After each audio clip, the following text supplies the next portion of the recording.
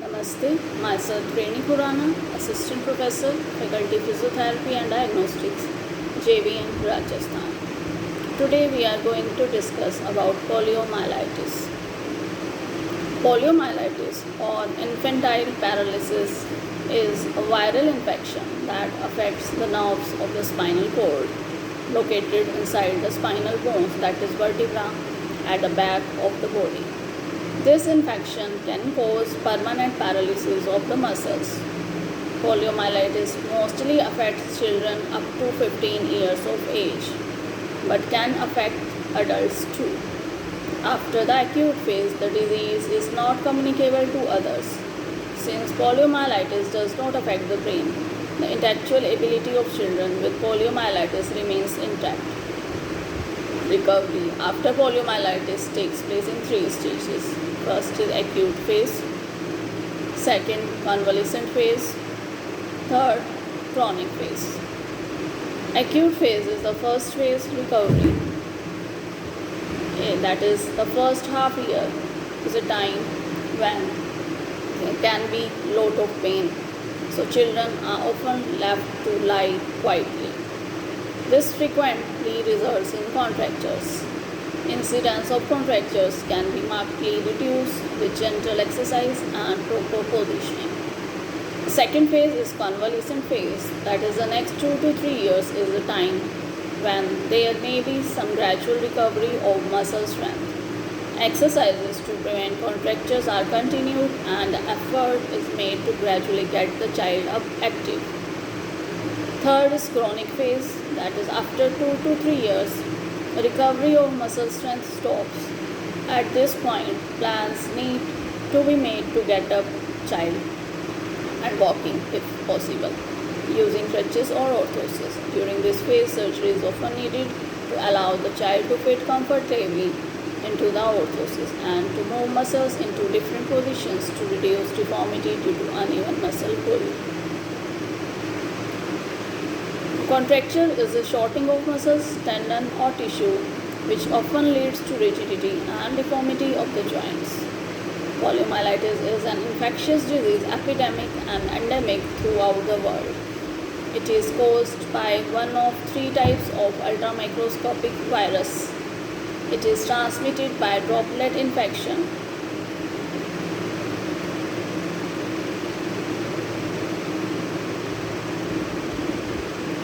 And by oral ingestion.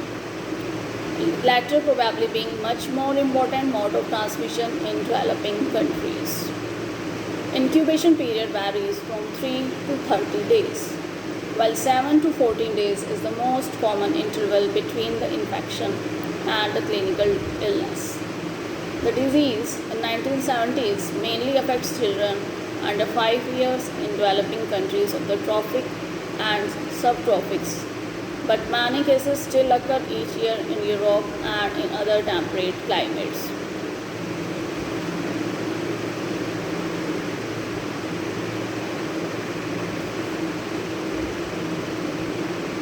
In the non-immune, the virus can cause a generalized disease which can be divided into three parts: an initial incubation period, a prodromal non-paralytic stage, and a definitive paralytic illness.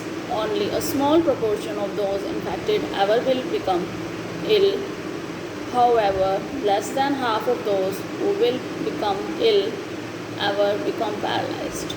The paralysis is made worse by injections and exercise in prodromal phase, and any or all of the limbs and trunk may be affected. The respiratory or swallowing muscles or both may also be affected and may require urgent treatment to save patient's life. The residual effects of polio are due to destruction of the anterior horn cells of the spinal cord and the brain. This causes a lower motor neuron type of paralysis with flaccid paralysis with normal sensation. The muscles affected depends on the which level of the spinal cord is involved, but the paralysis tends to affect some muscles more than others and the lower limb much more often than the upper limb. As a result of this, contractures are liable to occur, and this is mainly due to imbalance of muscles. These deformities are seen particularly in lower limbs, where the flexors of the hip, knee, and ankle are less paralyzed than the extensors. Flexion contractures of the hip and knee and equinus deformity of the ankle are therefore common sequelae. Treatment in the early convalescent stage is mainly directed at treating muscle pain and spasm and to preventing these deformities. This latter is achieved by gently stretching muscles daily and by fitting splints and supporting calipers at an early stage. Some degree of muscle recovery usually occurs, but many paralyzed patients will need calipers permanently to support unstable limbs, especially where the residual power in the limb is less than that necessary to hold the limb up against gravity. Crutches may also be required, but the upper limbs must be strong enough to use them. Contractures prevent the fitting of calipers and either cause patients to walk badly or prevent walking at all. The contractures should always be straightened in the children, but only if the patient will thereby be enabled to walk or in case of the upper limb otherwise benefited. Some adults with several bilateral contractures in developing country and best left crawling or given a wheelchair, especially if weak arms are associated with severe deformities. Children with calipers should be followed up at least once every 6 months to renew, outgrow, and outworn supports. They will also require education and rehab so that they can be given every opportunity to be independent in future. Every adult patient must also be regarded as a human being rather than a pair of paralyzed limbs, and treatment must be geared to his individual needs and his rehab to his entire future. The prevention of further cases of polio is essential if this disease is to be eradicated. This is the best achieved by an oral polio vaccine, Sabin, manufactured with all 3 types of attenuated live viruses. At least 2 and preferably 3 doses should be given to all children and to all the babies from the age of 3 months onwards. Intensive immunization campaigns are necessary in the developing countries of the world. This is because paradoxically the likelihood of epidemics will increase rather than decrease as the infant mortality falls below 80 and the health of the community improves for reasons which are discussed. Epidemics of paralytic poliomyelitis in the developing countries of the tropic and subtropics in fact shown a 3-fold increase in the past 10 years and continuing to increase. Nationwide immunization campaign therefore an urgent necessity for all developing countries.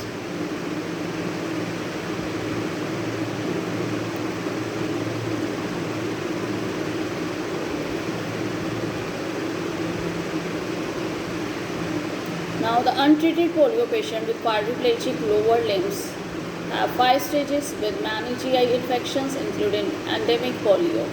These will usually occur in the first few months of life. However, when the baby still has maternal antibodies from the placenta or breast milk, subclinical infection with polio virus resulting in immunity without paralysis will therefore occur. It is only when standards of health improve and the child first becomes infected with polio virus at the age of 2 or 3 years, when maternal antibodies are negligible, that paralysis in appreciable numbers of patients may occur. The economic results of poliomyelitis can be devastating. It leaves residue of paralyzed patient, and unlike most other diseases, these patients will usually remain disabled. The number of severely paralyzed patients with polio in Uganda alone, 30,000, and total number of residual paralysis following polio is probably near 1 lakh out of total population of only 10 million people. The majority are children who are often left uneducated and neglected and allowed to drug themselves through the mud and dust. Their weighted body is covered in calloused sores, insect bites, and their apathetic expressions only one indication of their hopeless plight. Their physical state, however, usually believes normal though uneducated mentality.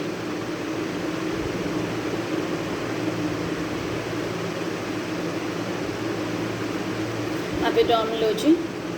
Epidemic of polio have become more frequent in the last 50 years and particularly since 19th. A number of large epidemics have been noted throughout the world.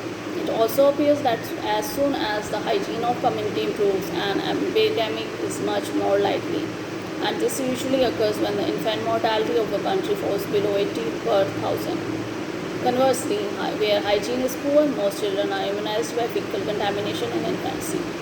Those infected in infancy, while still carrying maternal antibodies, are however only seldom seriously paralyzed.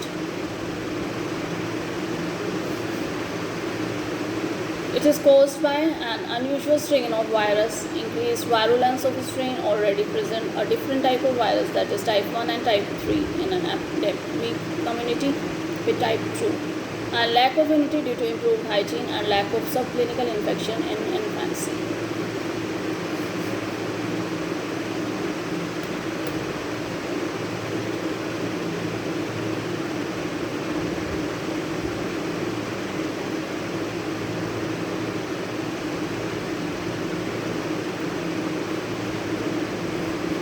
The neglected patients have deformities, and the initial cause of deformities in polio appears to be muscle spasm, followed by interstitial fibrosis and collagen depositions in paratic muscle groups.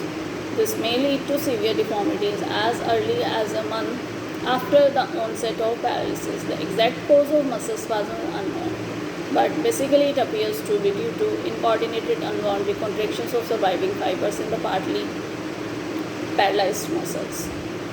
Hip deformities in polio consist usually of a flexion abduction deformity due to relative weakness of the adductor and extensors of the hip compared to the abductor and flexors. Knee deformities is a flexion deformity due to imbalance between flexor and extensor in the initial phase of paralysis, which is followed by growth of bone without equivalent growth of paratic muscles, which have areas of fibrosis.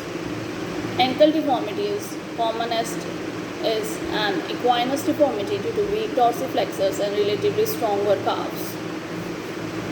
Other common deformities are valgus deformity associated with some degree of equinus, varus deformity due to imbalance between inverter and cavus foot due to weak intrinsic muscles and strong flexors of the toe. Occasionally, calcaneus deformity of the foot may occur due to weak calf, but it is not common.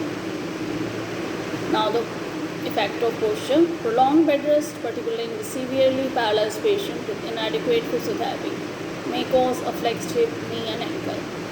This is the commonest cause of deformities in polio after imbalance of muscles. In developing squatting and crawling can also help to potentiate these deformities. Gravity acting on the paralyzed limb may be responsible for the equinus ankle and adducted shoulder as well as other deformities. A short leg or a flexed hip, knee or ankle may cause the pelvis to tilt and compensatory scoliosis may develop the spine.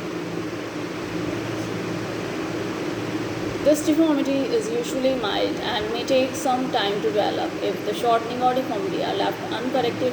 However, they may become permanent. Weight bearing on weak joints may lead to a genu recurvatum or valgus knee or valgus ankle. This deformity may become progressively worse with stretching of the ligaments of the joints without external support to the deformities. All these deformities may progress if left uncorrected in children where bone growth is not equally by growth in fibrotic muscles.